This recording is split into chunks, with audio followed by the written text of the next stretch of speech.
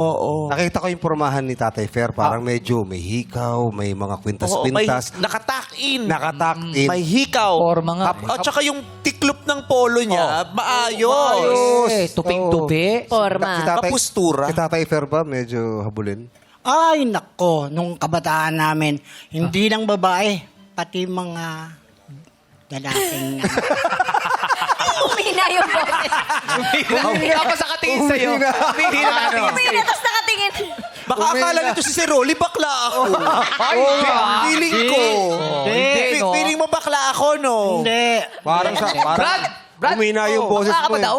Ewan ko, Bakla ka ba? kasi nung sasabihin niya, habulin daw ng mga babae, at saka ng mga, nung sasabihin niya ng mga bading, parang nahinto, kasi sabi ko, siguro akala nito bading. Oo nga. Brad, pakita mo na hindi ka bakla. Kilala mo ba si He-Man? Labas mo na yung sword mo. Kasi niya mamasa. Malais na laki si He-Man. Labas mo yung sword mo. Labas mo yung sword. Hey!